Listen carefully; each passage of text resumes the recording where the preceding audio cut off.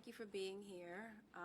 I am pleased to stand before you today with my Chief Deputy, Michael Schatzow, my Deputy of Criminal Intelligence, Janice Bledsoe, my Chief of Public Trust and Police Integrity Unit, Stephen Trossel, my Chief of Evidence Review, Sandra Goldthorpe, and Assistant State's Attorney Alex Rodriguez, as I announce the superseding indictment of Baltimore Police Department Sergeant Ethan Newberg.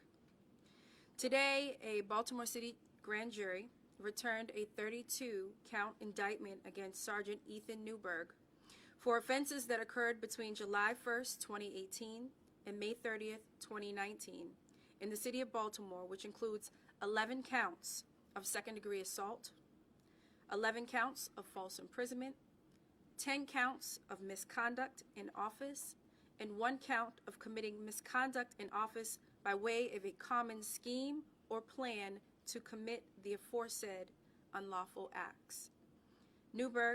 Sergeant Newberg, faces up to 110 years in prison for his alleged behavior. While this defendant is presumed innocent unless and until proven guilty,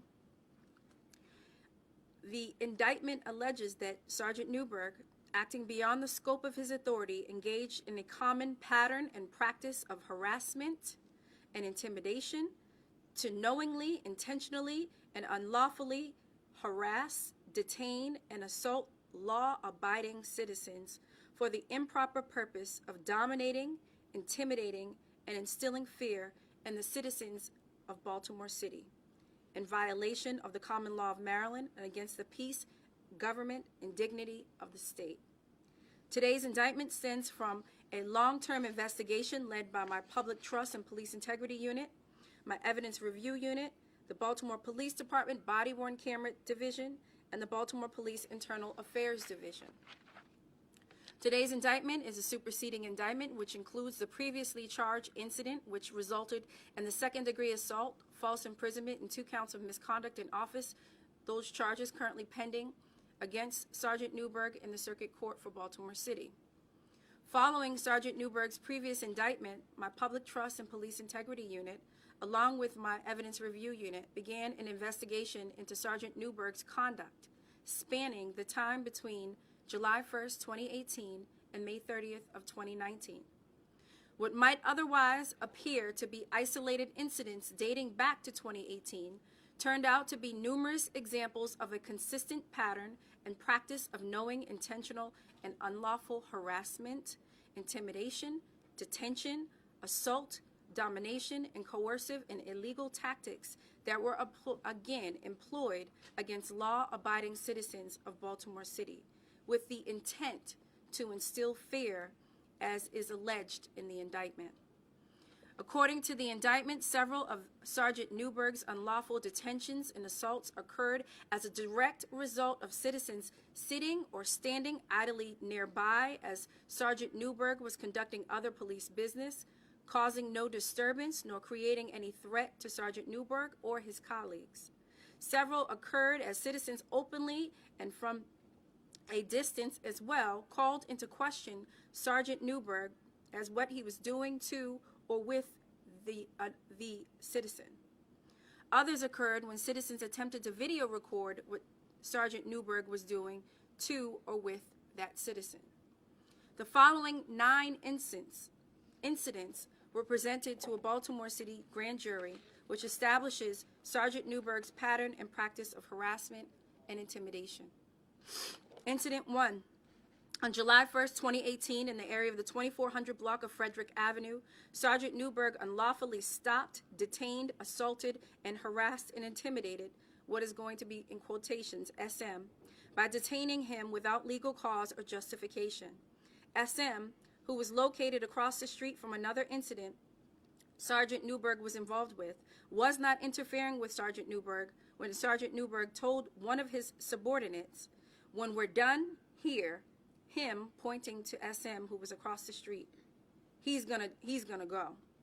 Newberg then walked across the street. SM walked away, and Sergeant Newberg pursued him with handcuffs in hand. Newberg ordered him to stop, but SM continued to walk away, stating he was doing nothing wrong and wouldn't stop. Sergeant Newberg then forcibly took SM into custody. The grand jury has returned a charge of misconduct in office for that incident. Incident number 2, on January 31st, 2019, in the area of the 500 block of Brunswick Street, Sergeant Newberg unlawfully stopped, detained, assaulted, harassed, and intimidated what is known as DM by detaining him without legal cause or justification. DM was standing near police activity when he was instructed to move away, which he did not to the satisfaction of all the officers at the scene. To the satisfaction of all of the officers at the scene. 15 seconds later, Sergeant Newberg approached DM and said, "Walk away." As instructed, DM began to walk away, and Sergeant Newberg followed. DM then told Sergeant Newberg, "Don't touch me," as he continued to walk away, at which time Sergeant Newberg grabbed DM with both hands and placed DM against a wall, stating, "Hook him up. You were told to walk away. It was a safety issue. You don't make the rules out here. We do." Several minutes later, when DM was challenging why he was being arrested, Sergeant Newberg stated, "All I want to hear from you was, 'You're right.'" And once DM was coerced into giving an apology, Sergeant Newberg released him.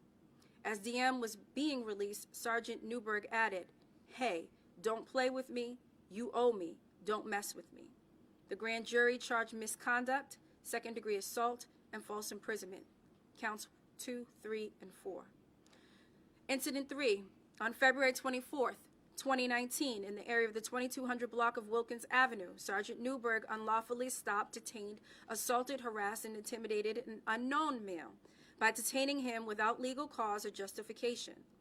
While Sergeant Newberg was assisting on a traffic stop, an unknown male was sitting on the steps at a house nearby. Sergeant Newberg turned to him and demanded that the male produce a key to prove that he lived at that house he was sitting near.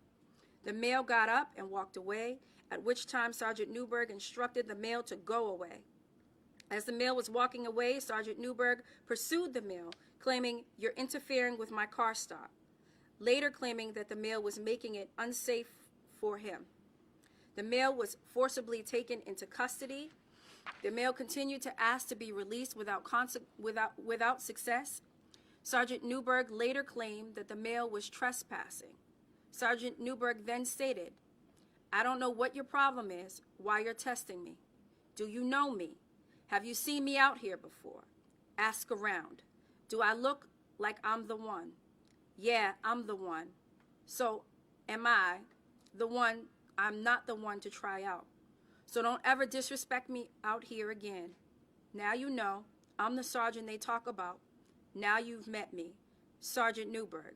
Now you know me. Now we have an understanding, correct?"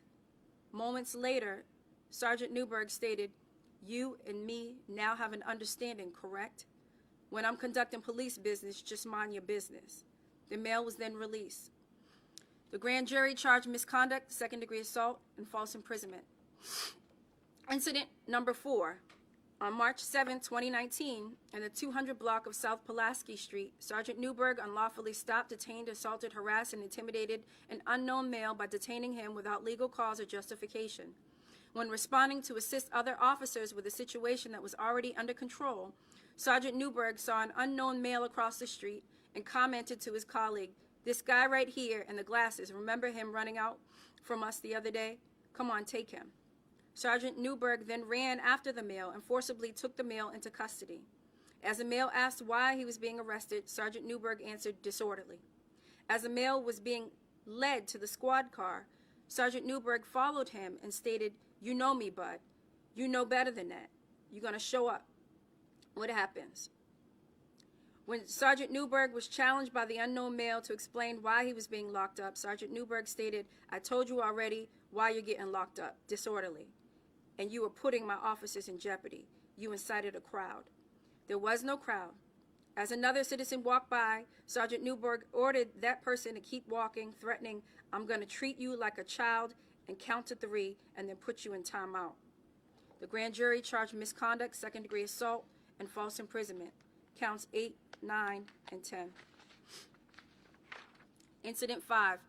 Consistent with Sergeant Newberg's pattern and practice of harassment and intimidation, on April 4, 2019, in the 500 block of South Longwood Street, Sergeant Newberg unlawfully stopped, detained, assaulted, harassed, and intimidated who will be known as JC and TE, and two other unknown females by detaining them without legal cause or justification.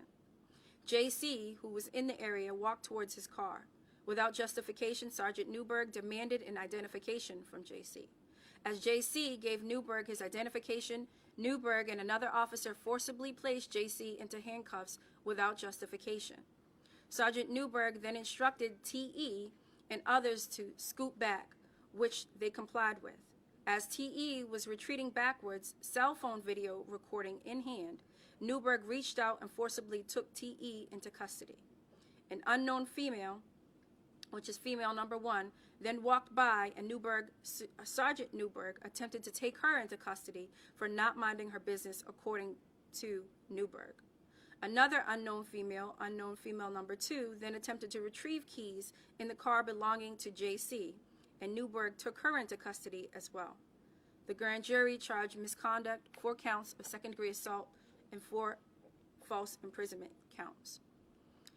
Incident number 6. On April 22, 2019, in the area of the 500 block of Bentlow Avenue, Sergeant Newberg unlawfully stopped, detained, assaulted, harassed, and intimidated an unknown male by detaining him without legal cause or justification. Sergeant Newberg arrived to assist another officer when an unknown male was in his row home on the 2nd floor, window open, inquiring as to what was happening across the street. Sergeant Newberg instructed the male to come out of his house, then instructed one of his subordinates to arrest the male if he came out of the house.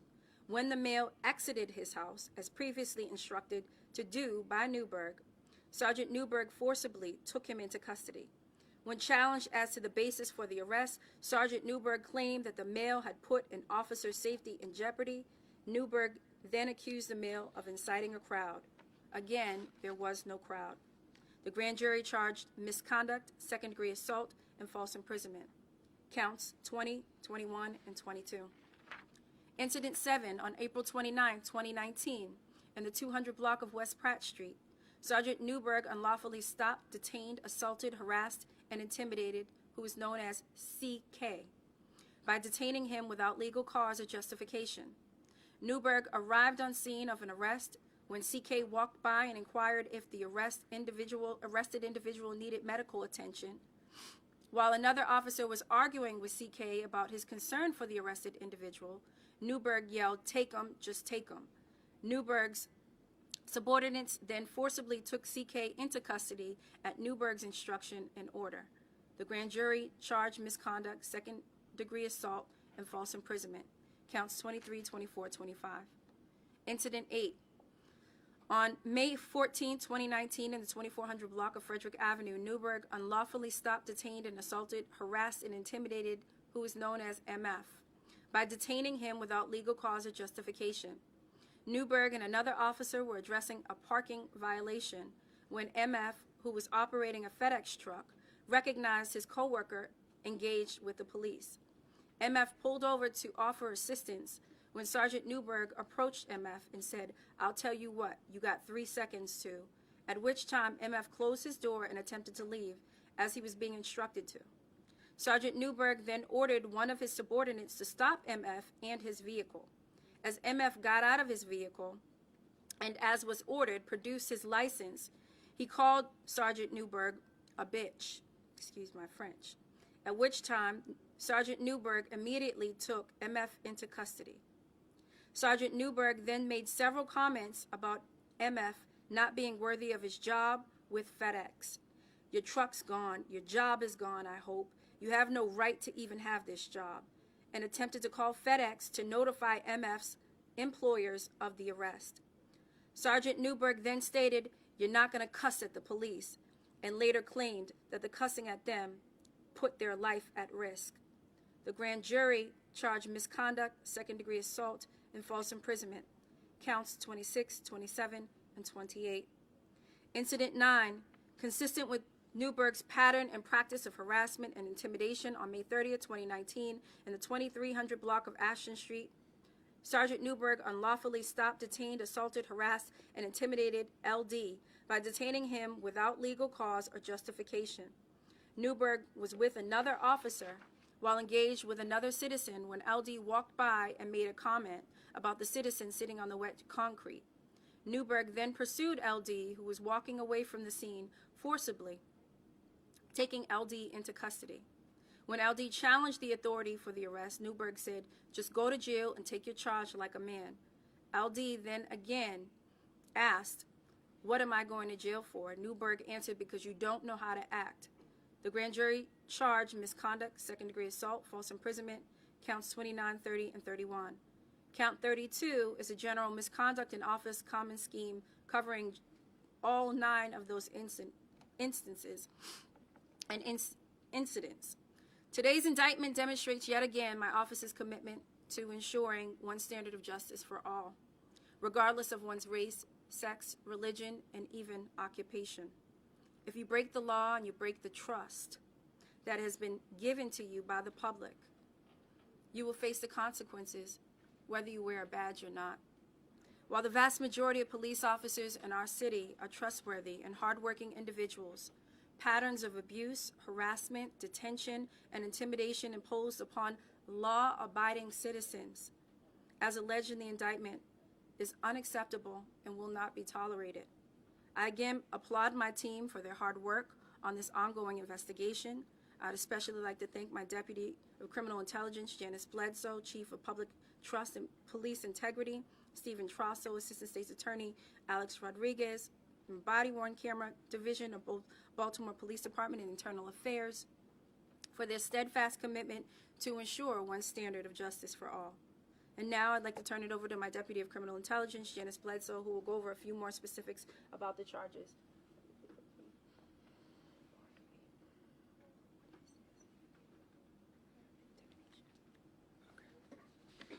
Thank you. Sure.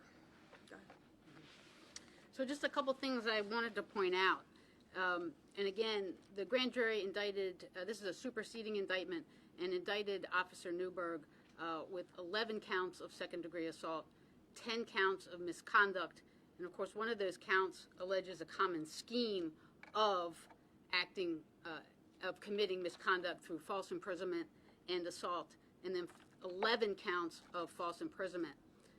Officer Newberg, obviously a sworn police officer with the Baltimore Police Department, he engaged in a pattern or practice of intentionally, unlawfully detaining and assaulting citizens who were engaged in lawful conduct for the purpose of dominating, intimidating, and instilling fear in citizens. This is alleged in the indictment.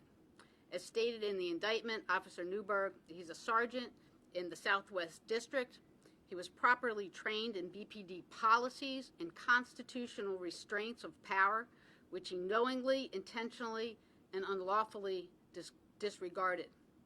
According to the indictment, between the time of July 1st, 2018 and May 30th, 2019, and consistent with this pattern and practice of harassment and intimidation, on 9 separate occasions, he did unlawfully detain and assault citizens. This is alleged in the indictment. I also will point out that the indictment alleges that he served in a supervisory capacity and his subordinates acted in conjunction with and at his direction. According to the indictment, Sergeant Newberg had been trained in several BPD policies, including Policy 1016, which is the citizen's right to observe and record, Policy 1107, which is de-escalation, and Policy 1115, which is use of force. The indictment also alleges that Sergeant Newberg had been trained on the Constitution and what it allows and what it prohibits.